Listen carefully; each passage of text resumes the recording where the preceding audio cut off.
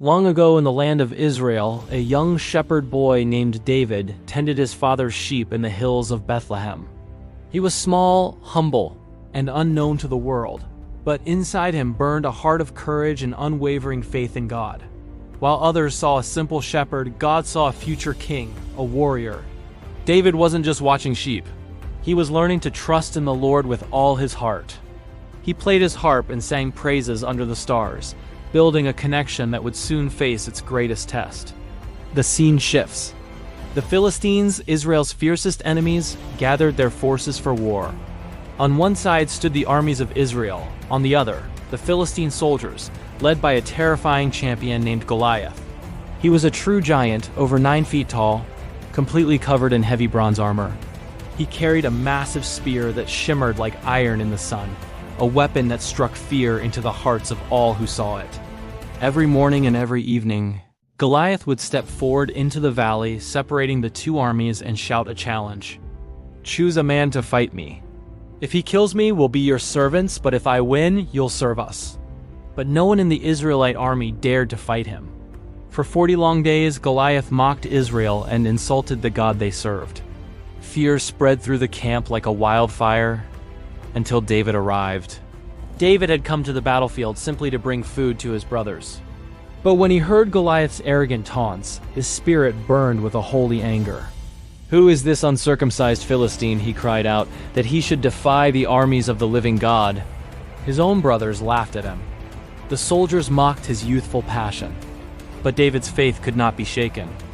He went straight to King Saul and declared, "Let no one lose heart because of this Philistine. Your servant will go and fight him." Saul was stunned. "You? You can't fight him. You're only a boy, and he's been a warrior since his youth."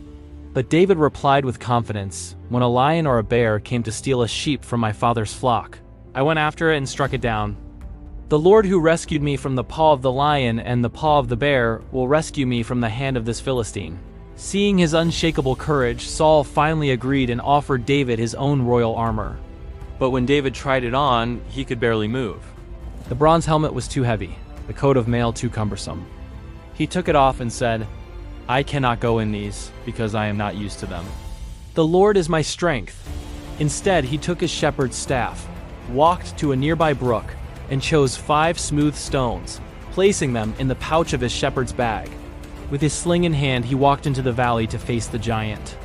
As David approached, Goliath bellowed with laughter. "Am I a dog that you come at me with sticks? Come here, and I'll feed your flesh to the birds of the air and the beasts of the field." But David shouted back with a power that came not from muscle, but from faith.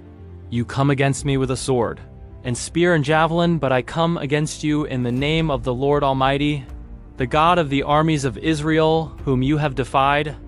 This day the Lord will deliver you into my hands." Then David ran toward the giant, reaching into his pouch for a stone. He placed it in his sling, spun it with all his might, and let it fly. The stone soared through the air and struck Goliath square in the forehead. The mighty giant, the unbeatable champion, fell face down to the ground. David ran forward, took Goliath's own massive sword, and with it, sealed the victory. When the Philistines saw their hero fall, they fled in terror.